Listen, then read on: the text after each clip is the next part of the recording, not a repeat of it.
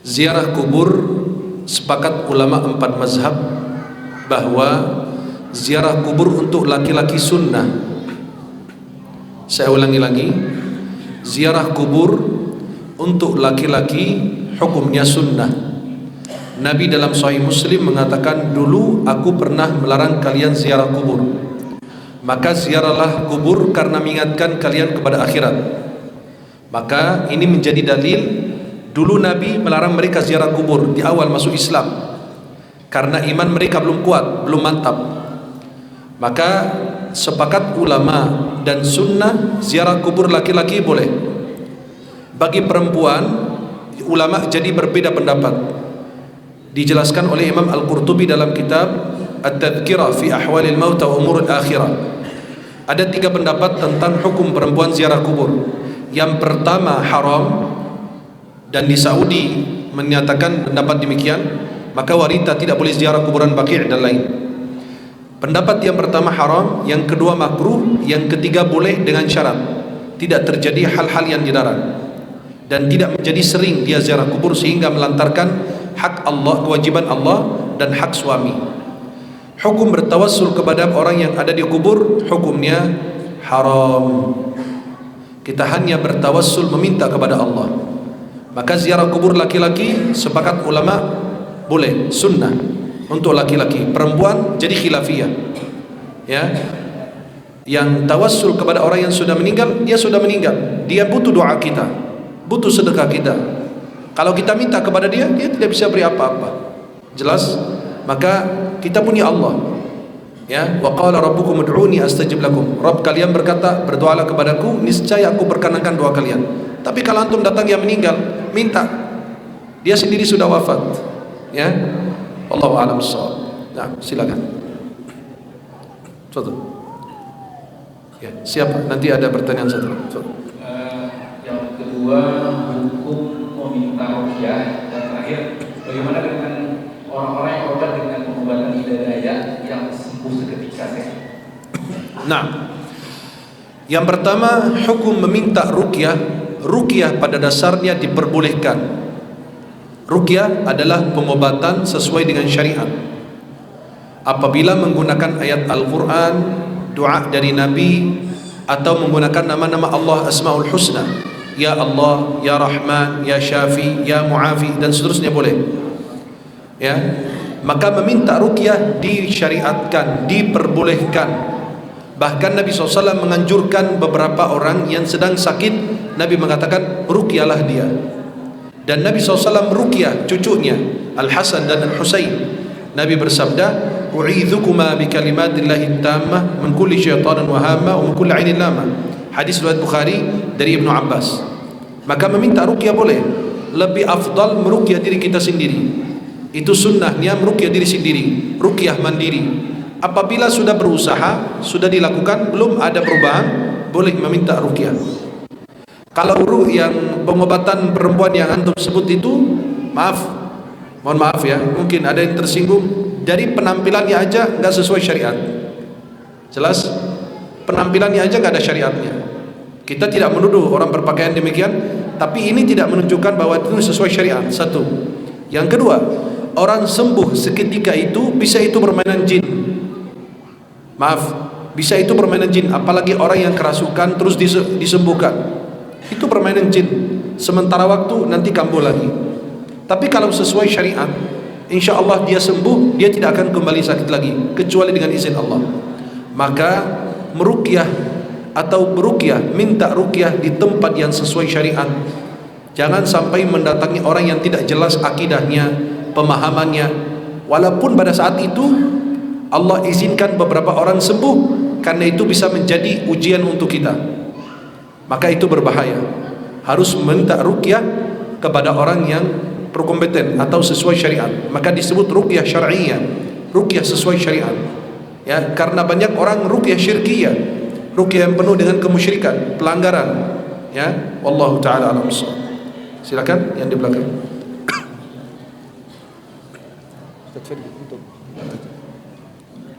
Silakan. Dan juga kami berikan kesempatan kepada jamaah ibu nanti tidak berikan kesempatan. Silakan Pak, fadhil. Waalaikumsalam warahmatullahi wabarakatuh.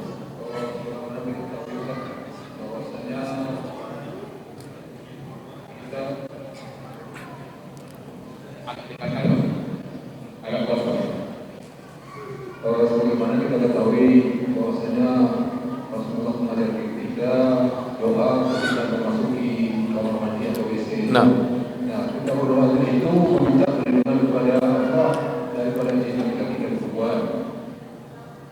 Sekarang konsep rumah-rumah zaman modern ini, kamar mandi itu jatuh dengan kamar tidur. Jadi secara Islami bagaimana dijawabkan atau pendapat Ustaz tentang hal ini? Apakah secara syariat gimana? Itu yang pertama. Yang kedua, berarti hukum kamar mandi yang di dalam kamar tidur. ya, Nah, bagaimana secara syariat dijawab seperti ini? Nah, sebenarnya kamar mandi di kamar tidur tidak ada masalah selama menjaga dari kotoran dan najis. Artinya apa? Kan pisah di dalam satu kamar, satu ruangan, tapi kamar mandinya pisah. Artinya pada saat keluar dari kamar mandi, pastikan bahwa kaki Anda itu tidak terkena najis. Karena pada saat Anda masuk kamar tidur, takut di situ antum sholat tahajud, sholat malam dan lain, itu akan menjadi tempat yang tidak pantas atau tidak layak digunakan untuk, ya. Apalagi maaf, kamar mandi sekarang masya Allah ya, apalagi kamar mandi di kamar tidur itu kan pasti bersih ya.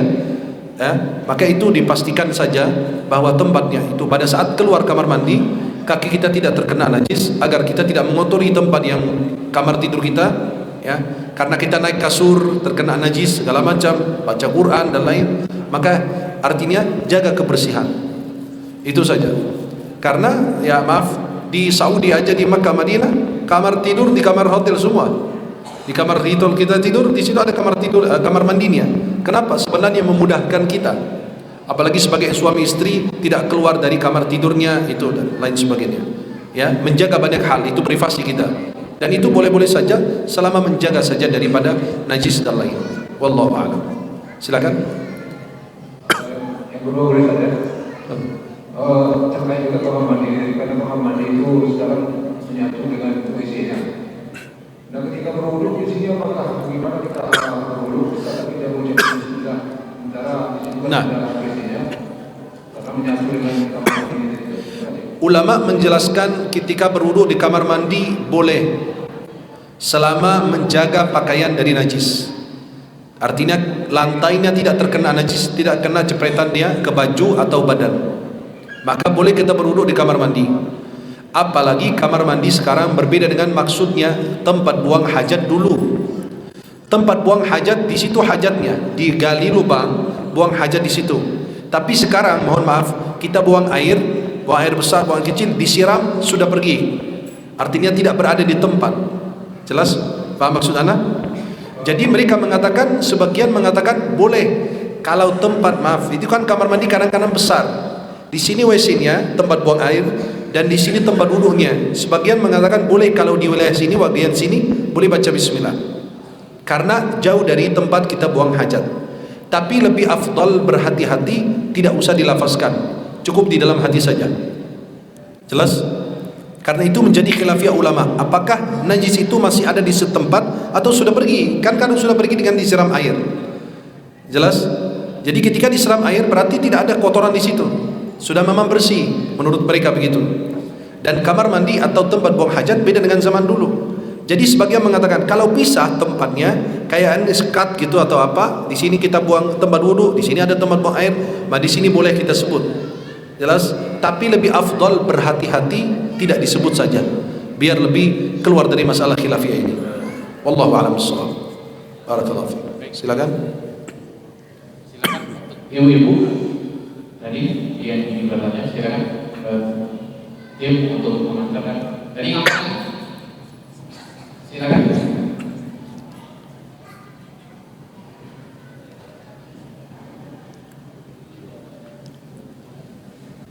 Assalamualaikum Ustaz. Waalaikumsalam warahmatullahi wabarakatuh. Dua hal yang ingin saya tanyakan. Yang pertama tadi bahwa kita disunahkan untuk menutup bejana sebelum tidur. Lalu bagaimana dengan bejana-bejana yang tidak digunakan untuk air minum, seperti ember-ember penampungan atau bak di kamar mandi? Tetap lebih afdal ditutup biar tidak terkena najis. Namanya binatang bisa masuk kapanpun, ya.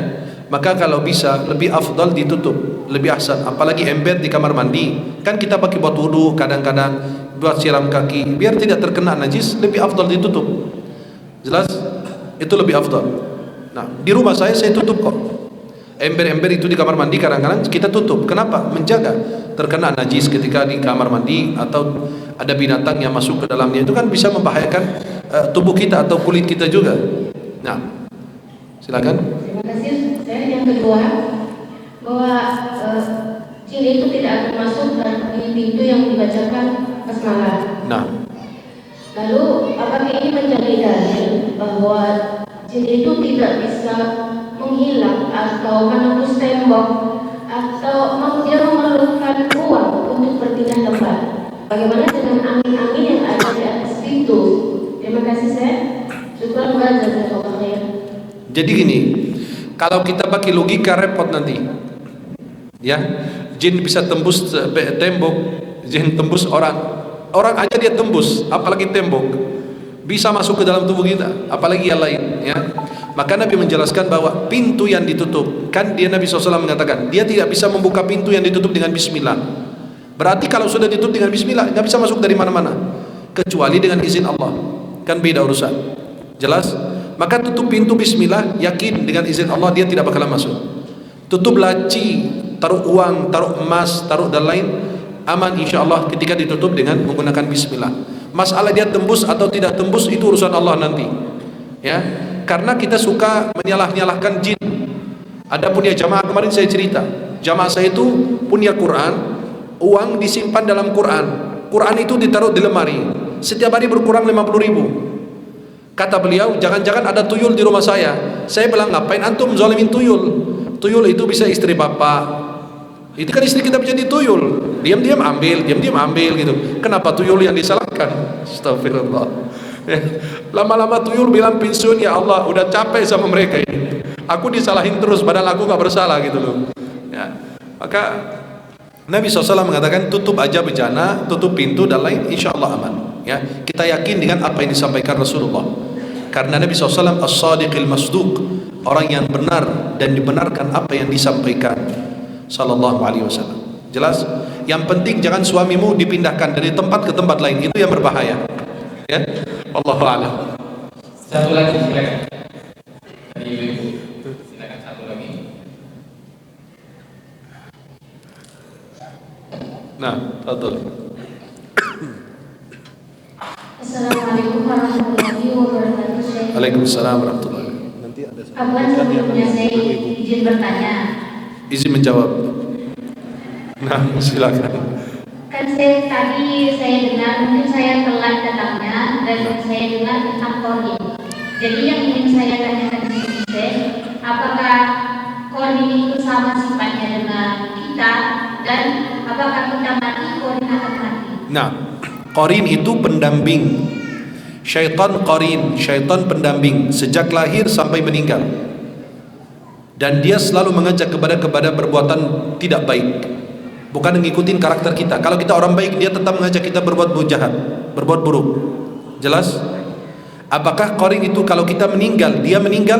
Kata Syekh bin Utsaimin rahimahullah, "Wadh-dhahir wallahu a'lam annahu la yamut yufariqul jasad." Yang zahir, yang nampak menurut Syekh bin Utsaimin, wallahu a'lam, kata beliau, bahwasanya apabila kita meninggal dunia, syaitan qarin itu pergi meninggalkan kita, dia tidak meninggal. Ya, jelas? Wallahu a'lam. Dan yang kedua sih, Nah, kan saya tetap bertanya. Diafwankan. Selama di pesantren saya pernah ada jin yang memasuki santri, dan jin ini memberikan sebuah ilmunya ini ya tentang ayat surah untuk mengobati orang. Apakah itu hal yang sesat, saya? Kalau sesuai syariat kita lakukan karena itu syariat. Ya. Seperti ketika Syekhul Islam Ibnu Taimiyah mau meruqyah orang. Kata jinnya, "Saya keluar taat karena kamu." Kata beliau, "Tidak, kamu keluar dari tubuhnya taat kepada Allah." Jelas? Saya meruqyah perempuan, jinnya bilang, "Saya keluar tapi suruh dia sholat." Apakah saya taat sama dia? Enggak. Saya bilang dia sholat bukan karena kamu, tapi karena itu perintah Allah. Jelas? Jin itu kata Nabi dalam Sahih Bukhari dari hadis Abu Hurairah, jin syaitan yang mencuri kurma sedekah, kata Nabi sadaqaka wa huwa kadzub. Betul kadang-kadang apa yang disampaikan, tapi dia pendusta. Jelas? Maka kalau terkait dengan masalah jin tersebut, ya, kalau dia disampaikan itu betul kita terima, tapi bukan karena itu perintah dia, tapi itu karena memang dalam syariat kita ada. Ya? Paham? Wallahu a'lam. Kita tidak belajar dalam masjid, belajar sama ulama. Nah. Terima kasih. Barakallahu fiik. Silakan Bunda, silakan. Kasih beliau. Ya, siapa? Ini ada ibu-ibu mau bertanya. Masya Allah, ibu bawa mic-nya dari sini ke Australia. Bismillahirrahmanirrahim. Assalamualaikum warahmatullahi wabarakatuh. Assalamualaikum warahmatullahi wabarakatuh. Saya mau bertanya, Ustaz. Saya mau jawab. Nah, Seorang ustaz atau seorang guru harus jadi panutan dengan umatnya. dengan apa? Dengan Nah. jemaahnya. Nah. Jemaahnya. Jadi apa hukumnya Pak Ustaz? Seorang ustaz atau penceramah meminta tarif dengan jemaahnya baru dia datang. Kalau tarifnya tinggi dia datang. Kalau rendah dia tidak datang. Iya. Yang kedua Ustaz. Sebentar. Kalau berkaitan dengan takrif, tanyakan ke ustadznya, kenapa dia mintanya tinggi? Apakah karena dia naik pesawat, tidur di hotel yang bagus? Nah, itu satu. Kenapa sih selalu kalau untuk urusan agama kita bilang selalu ustadznya gak benar mintanya ini? Enggak. Yang saya bukan membenarkan, tapi kita sampaikan, penyanyi aja dikasih ratusan juta. Orang yang mengantarkan kita ke Allah, menyampaikan kita ke surga, apakah kita berpelit sama dia? Kita yakin uang yang kita berikan ke dia, dia insya Allah dalam taat. Dia buat makan minum, punya santri, punya masjid, punya majlis ta'lim, dia beli wakaf Quran. Kita berhusnuzan. Tapi kadang-kadang gini, orang beranggapan seperti guru tahfiz Quran, gak boleh minta uang. Boleh. Antum tidak bayar ilmunya, ilmu tidak bisa dibayar, tapi membayar waktunya. Waktu yang harusnya buat keluarga, dia berikan kepada kita, berarti kita memberikan hadiah, ucapan terima kasih. Tapi masalahnya dia minta tarif dengan harga yang, maaf ya, jangan Bunda bilang tarif. Kadang-kadang dia badut, bukan ulama, cuma hanya terkenal doang di TV, mintanya sampai puluhan juta. Maaf ya, dia 30 ribu aja nggak kasih. Dia minta 30 juta, 30 ribu aja nggak kasih, apalagi 30 juta. Karena dia tidak punya ilmu, dia tidak paham agama, dia cuma lucu, ya, lucu aja, bikin jamaah tertawa. Buat apa begitu bayar mahal? Tapi kalau dia ulama kayak Imam Syafi'i, ibu kalau undang Imam Syafi'i bayar berapa? Bayar mahal. Kenapa? Karena yang disampaikan adalah ilmu. Betul-betul ibu keluar dari pengajian sudah punya ilmu, sudah punya pengetahuan. Bukan keluar dari majelis ditanya, gimana ustadznya? Lucu banget. Lah, ini ustadz apa badut? Jelas? Maka kalau mintanya wajar, hak. Kenapa? Dia meminta untuk waktunya, bukan untuk ilmunya. Gak ada yang alim besar seperti Imam Syafi'i, Imam Hanafi. Gak ada sekarang. Kita cuma penuntut ilmu semua. Jelas Bunda? Ya. Yang kedua Ustaz. Nah. Apa hukumnya seorang Ustaz di... Ya Allah, Ustaz lagi. Secara Islam di TV memamer-mamerkan kekayaannya sama istrinya, pamer-pamer selfie dengan suami istrinya dengan di TV. Apa hukumnya Ustaz? Hukumnya haram dan bisa terkena ain, bisa membuat orang iri. Saya udah berkali-kali sampaikan di TV, sudah sampaikan di podcast beberapa kali. Saya selalu geli, jijik lihat seorang ustadz atau orang dai mempamer-pamerkan hartanya. Ketika orang lihat, ini ustadznya aja rumahnya berapa ember, kita aja, nah itu kan orang lain, maaf. Kalau dia pintar, dia jaga dari ain, dari hasud. Kan harus pintar. Anda diberikan nikmat, silakan disembunyikan. Kenapa? Karena Anda itu public figure, beda dengan orang lain. Maaf, jika pengusaha punya rumah mewah, orang nggak mikir dia mampu punya duit. Tapi kalau seorang ulama, maaf, apalagi punya rumah mahal, rumah besar, hasilnya dari apa? Jualan rokok. Jelas? Nah itu kan lucu sekali. Jualan rokok merusak umat, bikin rumah mahal, rumah besar. Buat apa pamer-pamer harta? Itu tidak pantas, apalagi bermesra-mesraan dengan istrinya di depan medsos, di depan publik, di depan umum. sangat tidak pantas, ya. Itu bukan ustadz. Ibu kalau yang begitu jangan dengerin ceramahnya, jangan nonton, jangan undang. Ibu berdosa. Kenapa? Kita yang membesarkan dia. Kita menjadikan dia orang besar padahal dia bukan orang siapa-siapa. Baca Quran belum bisa. Hadis yang disampaikan palsu. Ilmu dia nggak punya. Jelas? Maka yang begitu, maaf, hal-hal yang keliru secara fitrah saja kita bisa tahu yang benar yang mana, yang salah mana. Gak usah pakai dalil lagi. Bunda bisa menilai, kok gimana ustadz ini? Hati ibu aja, hati kecilnya menolak. Berarti sesuai fitrah manusia tidak suka perlakuan seperti itu. Alhamdulillah kita punya banyak ulama di Indonesia. Tidak ada yang demikian. Cuma hanya yang alay-alay saja. Yang suka lebay, suka alay sama istrinya, pamer istrinya beli tas bagus, beli cincin, beli ini, beli mobil, beli rumah. Rumahnya berapa luasnya, berapa harganya, itu kan buat apa? Gak ada manfaat buat kita, maaf. Apalagi diposting di medsos dia. Ustadz posting jalan-jalan ke luar negeri, posting medsos di rumahnya ada ini, ada itu. Maaf, pertanyaan saya, apa manfaat postingan Anda kepada umat? Gak ada manfaatnya. Membuat orang iri, terkena ain, terkena penyakit, kena perampok besok. Itu kan maaf, banyak orang lapar, tidak punya apa yang dia miliki. Maka yang begitu, ya, lebay, ya, jangan ditonton ceramahnya, jangan dihadiri kajiannya. Kenapa? Kita yang membesarkan dia. Dia makin kita nonton, makin kaya dia. Jelas tidak menjadi panutan. Banyak ulama-ulama kita sederhana, punya rumah mewah, hasil kerja dia, hasil usaha dia, bagus, alhamdulillah. Sebaik-baik harta adalah harta yang di tangan orang saleh. Dia diam-diam infakkan, diam-diam punya rumah boleh. Memang orang muslim harus tinggal di gua? Tidak. Allah berfirman surat Al-Qasas, "Wala tansa nasibaka minad dunya." Jangan lupa bagianmu dari dunia. Boleh punya mobil mewah, rumah mewah, tas yang mahal, tapi dari hasil yang halal. Jelas bunda? Ya, wallahu a'lam. Nampaknya bunda punya dendam sama ustaz-ustaz. Hati-hati. Nanti kuala. Barakallah. Ada yang bertanya lagi?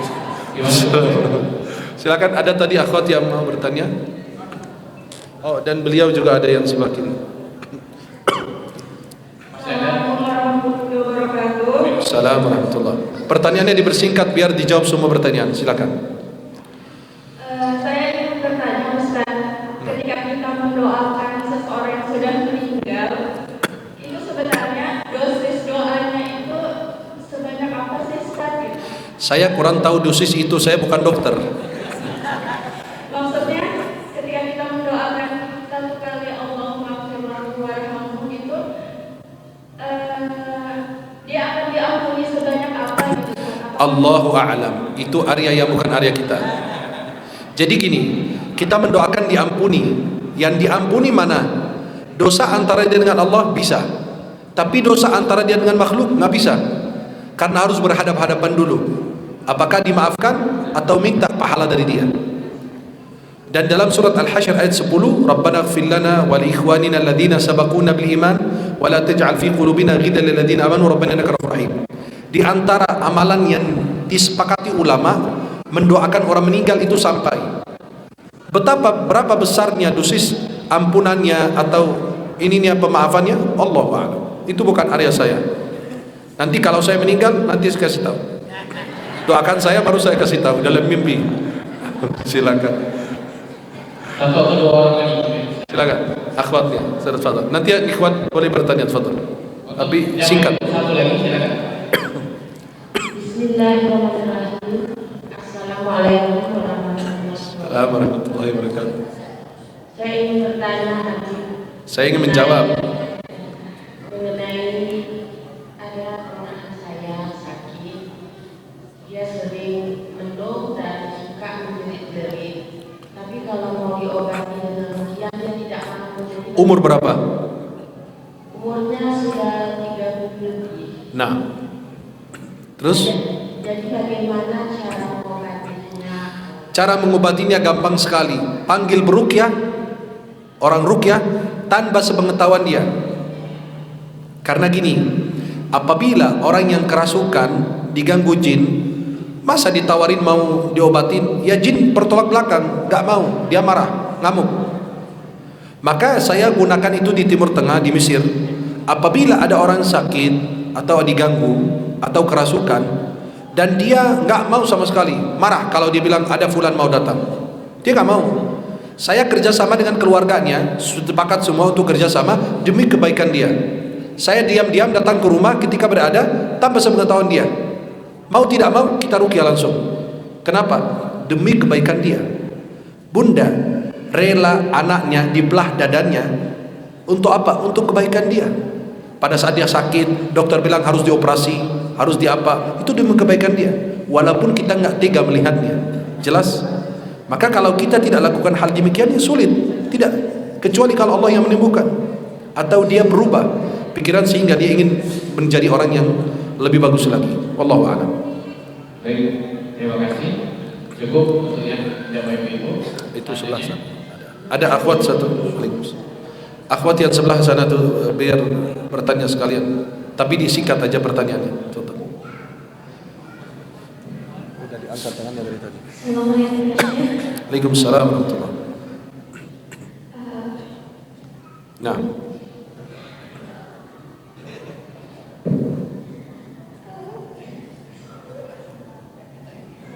Kenapa? Sebentar. Kenapa dia? Kalau masih sanggup untuk tanya pertanyaan, silakan. Banyak gangguan saya secara mental baik-baik saja, secara psikologi saya baik. Namun setelah ruqyah banyak sekali gangguan sehingga saya tidak bisa sholat di rumah. Saya sholat di masjid. Ada yang memberitahu untuk menambahkan membaca ratib al-had dan zikir syukur. Syariatnya bagaimana ya? Enggak, kita baca zikir pagi petang aja udah bagus. Salat, jaga wudu, baca zikir pagi petang sudah lebih bagus. Karena zikir yang paling afdal dari Rasulullah, bukan dari fulan dan fulan. Jelas? Enggak ada kita baca lebih bagus baca zikir pagi petang. Nabi adalah orang yang paling kenal Allah, paling dekat dengan Allah. Maaf, kalau antum nanya salawat apa terbaik? Salawat Ibrahimiyah yang antum baca dalam tasyahud. Karena itu dari Nabi langsung. Jelas? Dari Nabi, dan Nabi lebih mengenal Allah dibanding manusia yang lain. Salawat ini enggak. Nabi salawat itu paling afdal adalah salat Ibrahimiyah. Jadi Anda baca zikir pagi petang, makan kurma ajwa 7 butir pagi hari, ya. Kemudian baca la ilaha illallah wahdahu la syarikalah, habis salat subuh 100 kali, jaga salat subuh tepat waktu, ya. Boleh di masjid, boleh di rumah, bebas, ya. Dan harus kuat agar bisa menghadapinya, ya. Barakallahu fiik. Semoga insyaallah diberikan kesembuhan. Silakan. Assalamualaikum warahmatullahi wabarakatuh. Assalamualaikum. Ini berkaitan dengan tempat wudu di beberapa masjid saya. Tempat apa? Tempat wudu. Nah, ada sebagian masjid itu yang tempat wudunya agak jauh saya. Sehingga ada sebagian orang yang berwudu kemudian tidak memakai sandal yang masuk ke dalam masjid saya. nah. Itu bagaimana kita menyikapinya untuk sholat? Kami khawatir ada najis yang dibawa oleh orang tersebut ke dalam masjid. Itu bagaimana saya mohon petunjuknya. Assalamualaikum warahmatullahi wabarakatuh. Assalamualaikum warahmatullahi.